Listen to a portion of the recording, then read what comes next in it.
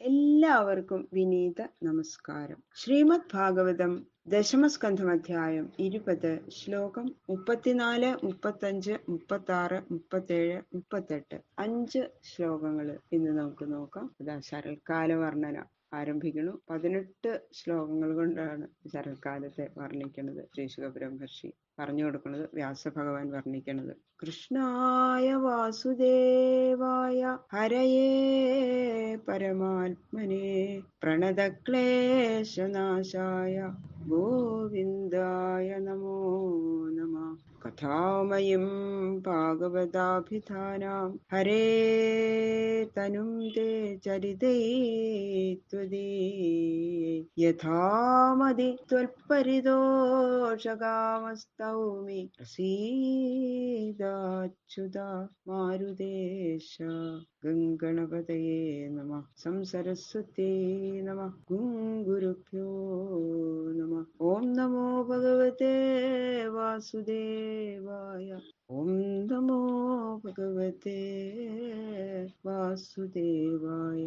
ശ്ലോകം 34. വ്യോംനോബ്ദം ഭൂതശാവല്യം ഭുവഃ പങ്കമപാമലം ശരജ്ജഹാരാശ്രമിണാം കൃഷ്ണേ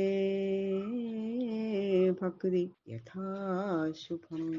ആകാശത്ത് വർഷകാലത്തുണ്ടായിരുന്ന ആ മേഘങ്ങളൊക്കെ മേഘജാലമാകുന്ന ചളി ശരൽക്കാലം നശിപ്പിച്ചു എന്നാണ് പറയുന്നത്. വർഷകാലത്തല്ലേ ഇങ്ങനെ മേഘങ്ങൾ ഇങ്ങനെ കറുത്ത് കറുത്ത് ഇരിക്കുക അല്ലേ?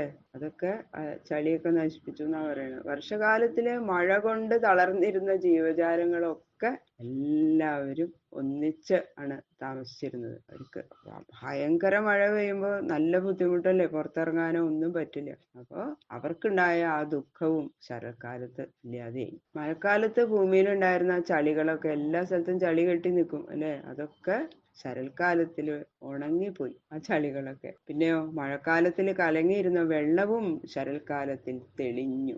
ഇങ്ങനെ ആകാശത്തിലും ഭൂതസംഘത്തിലും ഭൂമിയിലും ജലത്തിലും ഉണ്ടായിരുന്ന ചളികൾ ശരൽക്കാലം നശിപ്പിച്ചത് ഏതുപോലെ എന്നാൽ അതിന് ഉപമ പറയുന്നു. ബ്രഹ്മചര്യം, ഗാർഹസ്ഥ്യം, വാനപ്രസ്ഥം, സന്യാസം എന്ന 4 ആശ്രമങ്ങളിൽ വസിക്കുന്നവർക്കും അവരവരുടെ ധർമ്മങ്ങൾ നടത്തുമ്പോഴുണ്ടാകുന്ന ബുദ്ധിമുട്ടുകളൊക്കെ ശ്രീകൃഷ്ണ ഭഗവാനിലുള്ള ഭക്തി നിശേഷം തീർത്ത് പരിശുദ്ധരാക്കുന്നത് പോലെ അവരുടെ കഷ്ടങ്ങളൊക്കെ തീർന്നു എന്നാ പറയുന്നത്. അതാണ് ഉപമ പറയുന്നത്. അതുകൊണ്ട് എന്താ, 4 ആശ്രമത്തിൽ ഇരിക്കുന്നവരും ശ്രീകൃഷ്ണ ഭക്തിയുള്ളവരായിരിക്കേണ്ടത് അത്യാവശ്യമാണ് എന്നാണ് എൻ്റെ സാരം. സർവസ്വം ജലദാഹിത്വാ വിരേജുശുഭ്രവർച്ചസ യഥാ തെക്തേഷണ ശാന്ത മുനയോ മുക്തകിൽവിഷ.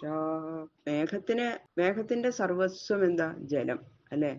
ആ മേഘങ്ങള് അതെല്ലാം ലോകത്തിന്റെ ഉപകാരത്തിനായിട്ട് വിട്ടുകൊടുത്തു മഴക്കാലത്ത്. അപ്പൊ എന്തായി? പിന്നെ ആ മേഘം, കറുത്ത മേഘങ്ങൾ എങ്ങനെയാ? ശുഭ്രവർണ്ണായി അല്ലെ? പിന്നെ വെളുത്ത് വെളുത്ത് പഞ്ഞിക്കെട്ട് പോലെയുള്ള മേഘങ്ങളാവും. ആ മഴയൊക്കെ മാറിക്കഴിഞ്ഞാൽ കറുപ്പ് തീരെ പോയി വെളുത്ത് വരും. ഏതുപോലെ എന്നാൽ ഈ പുത്രാദി വിഷയങ്ങളിലും ധനാദി വസ്തുക്കളിലും ലോകപൂജ്യത്വാദി നിലകളിലും ആശയില്ലാതെ, ഇതിലൊന്നിലും വിഷയാശകളൊന്നുമില്ലാതെ എന്നർത്ഥം. ഭഗവത് പാദ ചിന്തയാൽ സർവപാപങ്ങളും നശിച്ച് സമചിത്തന്മാരായിരിക്കുന്ന മുനികള് ദിവ്യശോഭയുള്ളവരായി വിളങ്ങുന്നത് പോലെ മേഘങ്ങള് അങ്ങനെ വർണ്ണമുള്ളവരായിന്ന്. അതുകൊണ്ട് മോക്ഷേച്ഛയുള്ളവർ, മോക്ഷം വേണമെന്ന് ആഗ്രഹിക്കുന്നവര് സർവവും ഉപേക്ഷിക്കണം. അങ്ങനെ ചിത്തശുദ്ധി സമ്പാദിക്കുകയും ചെയ്യണം. സ്വീകരിക്കേണ്ടതിനെ സ്വീകരിക്കുക, ഉപേക്ഷിക്കേണ്ടതിനെ ഉപേക്ഷിക്കുക. അത് ചെയ്യണം. അതാണ് ഈ ഉപമയുടെ സാരം. ഗിരയോ മുമുജുസ്തോയം കുചിന്ന മുമുജുശിവം യഥാ ജ്ഞാനാമൃതം കാലേ ജ്ഞാനിനോ ദദതേ നവാ. ശരൽക്കാലത്തില് പർവ്വതങ്ങളിൽ നിന്ന് ആ നിർമ്മല ജലം, അങ്ങനെ പരിശുദ്ധമായിട്ടുള്ള ജലം ചില ദിക്കില് ഒഴുകണുണ്ട്. വർഷകാലത്തില് ഉള്ളതുപോലെ എല്ലാ ദിക്കിൽ നിന്നും കലങ്ങിയ വെള്ളം വീഴണില്ല. ഏതുപോലെ എന്നാൽ കർമ്മകാണ്ഡം ഉപാധ്യായന്മാർ എല്ലാവർക്കും ഉപദേശിക്കുന്നത് പോലെ, എല്ലാ ദിക്കിലും എല്ലാവർക്കും ഒന്നും ഉപദേശിക്കില്ല അതുപോലെ. എന്നാൽ ജ്ഞാനികൾ വേദാന്തം എല്ലാവർക്കും ഉപദേശിക്കില്ല. തീവ്ര വൈരാഗ്യശാലികളായ മുമുക്ഷുക്കൾക്ക് മാത്രം ഉപദേശിക്കും. അതുപോലെ കർമ്മകാണ്ഡം ഉപാധ്യായന്മാരെല്ലാവർക്കും ഉപദേശിക്കും. എന്നാലോ ജ്ഞാനികള് വേദാന്തം എല്ലാവർക്കും ഉപദേശിക്കില്ല. എല്ലാവർക്കും അത് ദഹിക്കില്ലല്ലോ വേദാന്തം. അപ്പൊ മുമുക്ഷുക്കൾക്ക് മാത്രമേ ഉപദേശിക്കൂ. അതുപോലെയാണെന്ന്. പർവ്വതങ്ങളിൽ നിന്ന് ചില സ്ഥലത്ത് നിന്നൊക്കെ നിർമ്മല ജലം വരുന്നുണ്ട്, ചില സ്ഥലത്ത് എല്ലാ സ്ഥലത്തുനിന്നും ഒരുപോലെ അങ്ങനെ വരണില്ല. നൈവാവിദൻ ക്ഷീയമാണം ജലം ഗാധജലേചരാ യഥായുരന്വകം ക്ഷയ്യം നരാമൂഢ കുടുംബിന. ചെറു പൊയ്കകളിലും മറ്റും ജീവിച്ചിരിക്കുന്ന മത്സ്യം, അങ്ങനെ അതിലെ തവള മുതലായിട്ടുള്ള ജലജന്തുക്കള് ശരൽക്കാലത്തില് എല്ലാ ദിവസവും വെള്ളം ഇങ്ങനെ കുറഞ്ഞു കുറഞ്ഞു വരണം. അവര് അറിയണില്ല.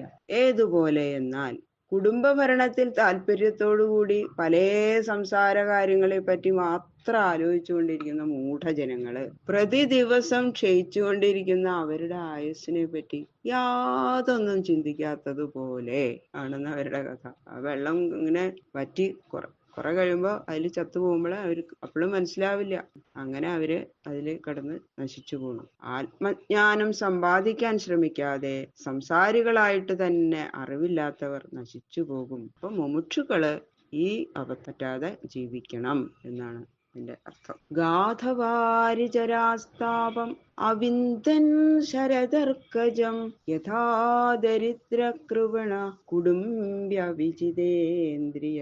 ആഴമില്ലാത്ത വെള്ളത്തില് താമസിക്കണം മത്സ്യം മുതലായിട്ടുള്ള ആ ജന്തുക്കള്.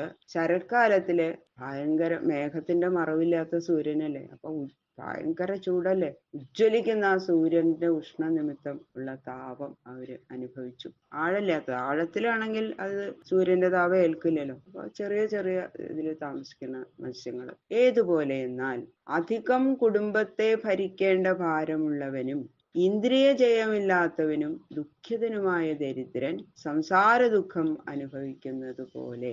ധനികനും സംസാര ദുഃഖമൊക്കെ ഉണ്ട്, എങ്കിലും ദരിദ്രൻ ഭക്ഷണത്തിനും കൂടി ക്ലേശിക്കുന്നത് പോലെ അത്ര നിത്യദുഃഖം ധനികനില്ല അല്ലെ. അതുകൊണ്ടാണ് ദരിദ്രൻ എന്ന് ഉപയോഗിച്ചത്. ദരിദ്രനായാലും കുടുംബമില്ലാതിരുന്നാൽ സംസാര ദുഃഖത്തിന് പുഷ്ടി പോരാതെ വരും. അത്രയും ഇതുണ്ടാവില്ല കുടുംബമില്ലാതിരുന്ന ദരിദ്രന്മാർക്ക് അല്ലെ. ഒരാളുടെ കാര്യമല്ലേ നോക്കണ്ടു. അതിനു വേണ്ടിയിട്ടാണ് കുടുംബസ്നേഹമുള്ളവനും അവരെ ഭരിക്കേണ്ട ഭാരവാഹിയുമായിരിക്കുന്നവനും എന്നുള്ള അവിശേഷണം പറഞ്ഞത്. ഭാരമുണ്ടെങ്കിലും ഇന്ദ്രിയജയം വന്നവനാണെങ്കിൽ സംസാര വൈരാഗ്യവും ഈശ്വരായത്ത ബുദ്ധിയും ഉള്ളവനായിരിക്കും. എപ്പോഴും സംസാര ദുഃഖജ്ഞാനം അവന് അധികം ഉണ്ടാവില്ല. ദാരിദ്ര്യം, അവിവേകം, കുടുംബഭാരം, ധൈര്യക്ഷയം ഇതൊക്കെ ഒത്തുകൂടുമ്പോഴാണ് സംസാരത്തിലെ ഈ ദുഃഖത്തിന്റെ ആധിക്യം. അതുകൊണ്ട് വിവേകികൾ ഇങ്ങനെ ദുഃഖിക്കുന്നവരായിരിക്കരുത് എന്നാണ് സാരം. അതിന്റെ ഈ ശ്ലോകത്തില്